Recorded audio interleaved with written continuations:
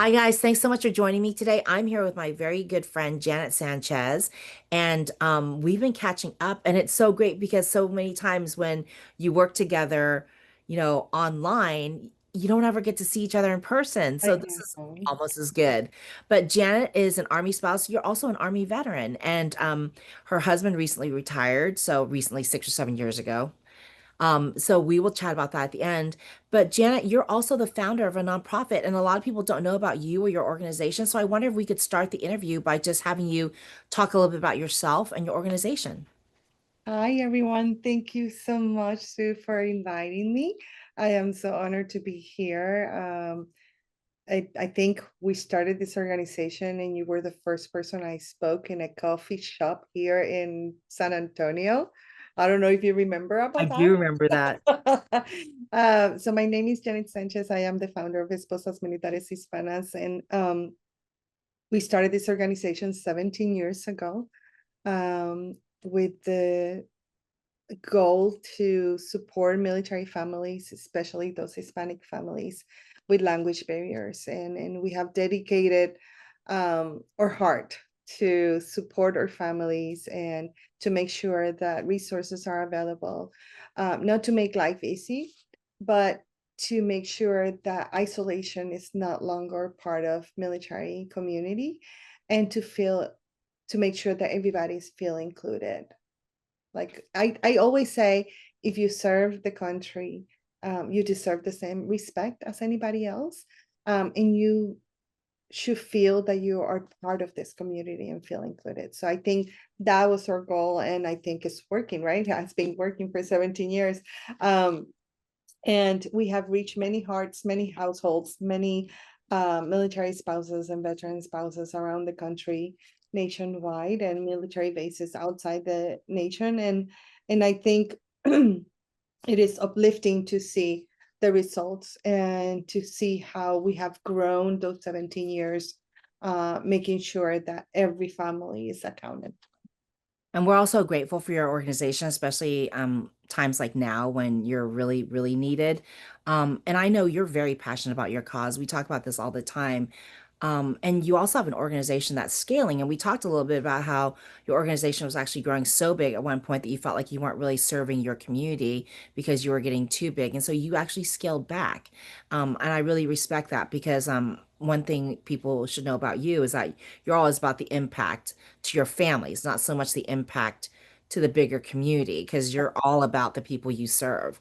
And you're very much in tune with your mission, but you're also very much in tune to your organization's needs and also the needs of your community. But I have to ask, I mean, you spend so much time and energy on everyone else. How do you keep from burning out? Because I know I've talked to a lot of founders. Talked to a lot of founders of organizations and nonprofits, and I always wonder about that because as a fellow founder, burnout is real. And It is. it happens often. It's not like burnout happens once. No, it's like every time you start to catch your breath and you start to scale again, you're vulnerable to burnout again. So how do you keep from burning out? Burning out, it's very real. It's very, very real. And I think I have to give thanks to my family that I have their support in this craziness. 100%. And to my husband that I have, it's always watching, right? In the side, um, to make sure that I'm okay. But I think that it's important to avoid burnout, to lean to these people that are around you. For example, I lean to my volunteers and partners, um, and I make sure to take care of myself, right? I cannot take care of others if I don't take care of myself.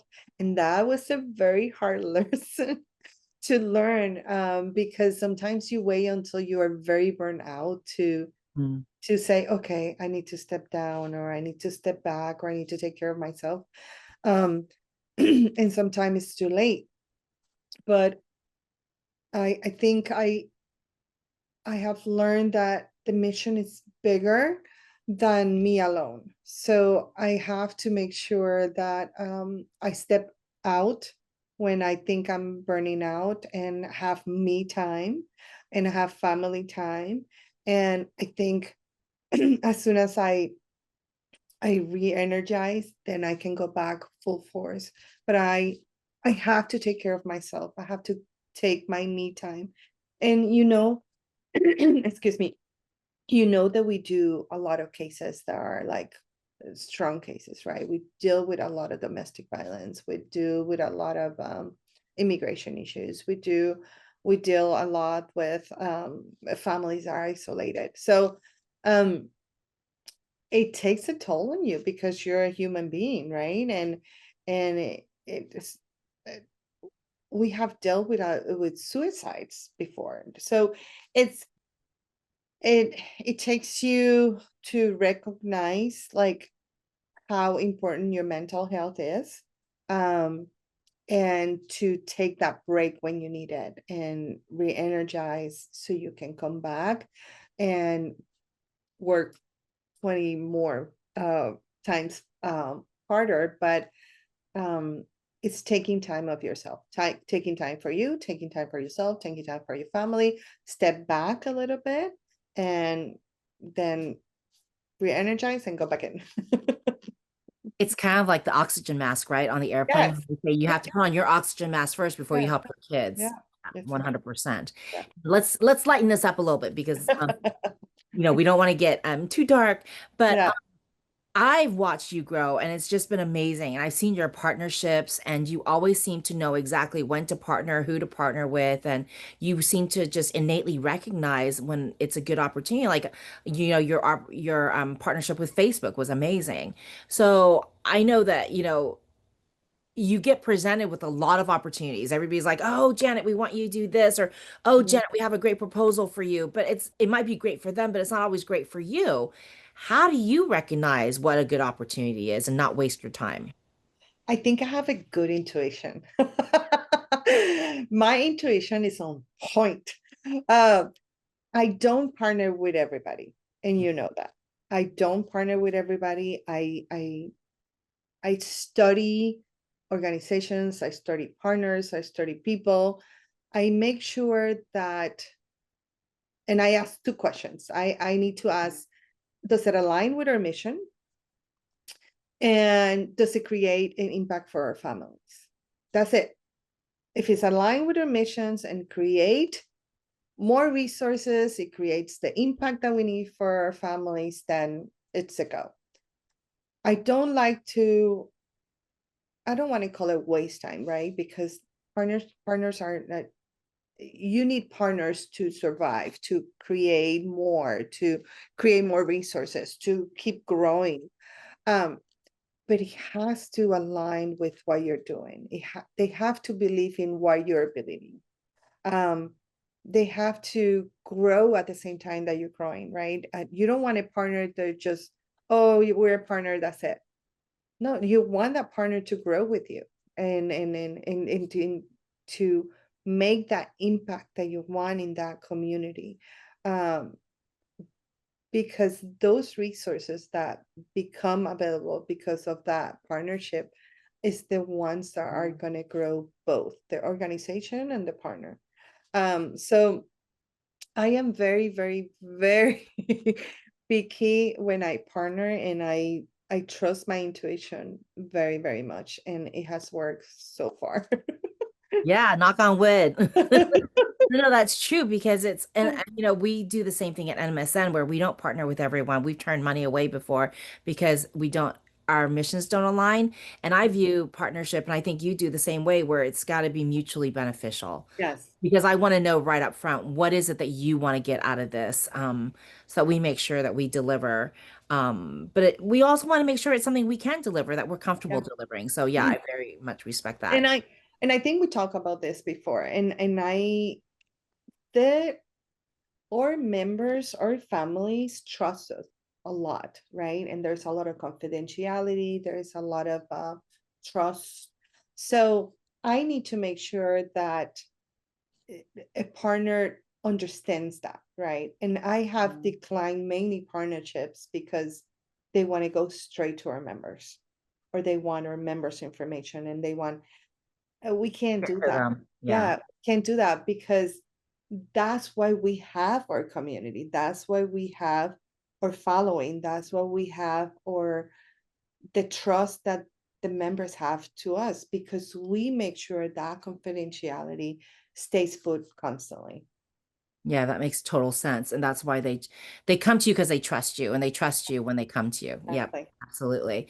Okay, so I don't think that a lot of people have their head in the sand unless they do. Like they know everything that's going on right now. And I know that military spouses, just like everybody else, are facing a really tough time, but I know that it can be especially tough right now for our Hispanic military spouses. So I wondered if we could just spend a couple minutes talking about like some of the unique challenges faced by our Hispanic military spouses and how can people help? Yes. We have many challenges, right? And I think one of the biggest one is language barriers. We still have a lot of language barriers within our military community and veteran community. More so caregivers. We have a lot of caregivers that don't speak English. How are they supposed to support their member if they can have access to information in their own language? And this is not only about Spanish. We're talking about any other language. Um, so that's one of our main challenges is language and cultural barriers. Mental health accessibility just goes back to the language barriers. Like we can't take care of our families if we don't have those people that or those professionals that speak the language to guide them and to help them the way they need. Um, Discrimination and social isolation, we see this every day now, everywhere you go. So our families are afraid to speak, or families are afraid to reach out for help, or families are afraid to what's going to happen to me if I say this, or if I speak Spanish, or what's the next step. So that's one of the biggest challenges right now is our discrimination and social isolation. So what we at one point started working with to break isolation within the military community, we're going to basics now. We're going back to make sure our families are feel trustworthy, and feel they're part of the community so they can reach out for help. Um, and just economic strain and spousal employment, that's a big, big issue. And it's TCS season is it's moving from one place to the other, is credits, is certifications, and I think the more laws that are signed, is the harder to get this all these issues in place. Like we're still talking about the same issues from 20 years ago. Right. They never go away. So it's a circle of constant working with the same challenges. Mhm. Yeah. And it is the same challenges as everybody else, but I see where the extra layer of challenges the language barrier, and that exacerbates every issue. So what can people do to help? Do you always need no more volunteers? Do you need people who are proficient in Spanish to do translations? What can they do to help? We would love to have more translation services. We need people to translate papers and information, and um, we need people to communicate and do three-way translations with families when they're in need. Um, and I think that's the most. And our services are free of charge. We don't charge nobody for our services. We're all volunteers serving our own community. We're all military spouses that were at one point in that same place that our families are in need. So we're always constantly looking for volunteers. And at this time, we're not doing events, but we will love to have more volunteers to translate for us. Do they just reach out to you via your Yes, they can email? reach out to us, or they can go to our Right. website, Okay. www.esposasmilitaresusa.org. And there is a contact information there. All right. So enough about your organization. I kind of want to talk about you a little bit. Like we mentioned earlier that yourself is a veteran. When you transitioned from the military, is this what you imagined you'd be doing? What did you think you were going to be doing? Oh no, I think I was just gonna take care of my family and my kids. But I think I saw a need, right? I always volunteer in the church or in the hospital, and translating for the schools, and I saw that need. And I remember telling, we were at Fort Knox, telling my husband, I think we should start something. I think if I start something, I probably can reach more spouses and continue to support that way. And but we didn't know it was going to get this big. um, and I'm glad it did, right? Because like we're doing something that nobody did, and nobody's doing so. Um, and it's been very, very successful. But I didn't see ourselves doing this with myself. Now, when my husband retired 7 years ago, it's completely different, right? Because transition it's not an easy thing. Um, and transition involves the family, involves the spouse, involves the kids. And for example, my husband joined the military at 17. Mm. 17. This is all what he knew all his life, all his youth, uh, all his life, all his college life. He did it in the army. Um, so when he retired and took that uniform off, it was like taking part of his life. And I saw that. I saw the change. I saw the face. I saw the um people think I'm retiring and woohoo, I'm retired. A party. Yeah, and sadly, it's not like that right away. It takes a toll in the family, in the kids. It takes a toll in the military member, and you have to reconnect back to a civilian life. You have to reconnect back to who you were at one point because you no longer have that uniform on. You're a civilian person right now. So I think people don't realize how hard it is to transition and to become part of the community again. So what in like in hindsight, what would be your big tip for people who are looking at ahead to transition? Like when would you start getting ready? Oh my God, 2 years ahead. Like Oh, easily, yeah. 3 years ahead. Go to every single meeting. As a military spouse, I went to every meeting that my husband went, every class that he went. I didn't care what people say. I needed to be informed because I was the one going to be taking care of him, right? In case Yeah. something happened. And he So might miss something. It's a lot of exactly. information. It's a lot of information. And you know, men don't share stuff. Yes. I'm sorry, honey. I'm sorry, honey. You're watching this, but men don't share things. So Right. I wanted to be informed because it's so much information that, like you said, you're gonna miss something. And I was there taking notes, and, Yeah.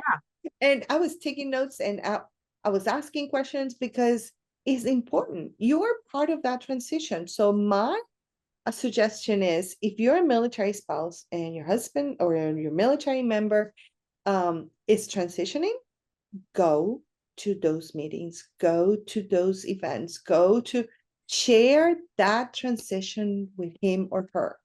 That is your transition also. You Yeah. have to do this as a couple. Trust me, it will be easier for you at the end. Know the information that is available for you. Those meetings are spouses are welcome. Yeah. Join them. Be You're part of it. 100% right because I mean, they talk about how we do service together as a family, then why wouldn't we transition as a couple? Exactly. Exactly. Exactly. So 100. give us the good news. Is it good now? Like how long, like are It you is. It is good now. It is good now. It's a reconnection thing, right? You started reconnecting as a marriage because your marriage changes. Like now you see your husband more than before. So it's a reconnecting time. It's more time to travel, to spend time with you and your spouse. Spend time more time with your family, with your grandkids if I was you gonna have say she's gonna say some, grandkids. with your grandkids if you have some. So it gets a lot better, right? But you have to transition together. Yeah, you have to this as a partnership. And be patient because there is Yes, a lot of patience. yeah, but you're right. It wasn't immediate where we felt the joy. It was like, huh, it doesn't feel like I thought it would feel. And I think for us it took 2 years to get used to our new finances because Yes. all of a sudden you're not a Florida resident. You're a resident of a state that pays income tax. And then it took like another 4 years to get really into our community. And we moved back to where I'm from. So I thought it'd be easy. And I'm like, it wasn't easy because my memories of Northern Virginia were when I was like a teenager. And then the reality as a 40 something, you're like, it's a very different reality. You're 100% right. I have so enjoyed chatting with you, Janet. This has been so much fun. And I know that we'll continue our conversation after we say goodbye to you guys. But thank you to USAA for making these conversations possible. And we hope to see you guys back here next week because we only have two more spouse highlights. So thank you so much, Janet. We really appreciate you spending time with us. Thank you so much. It was an honor.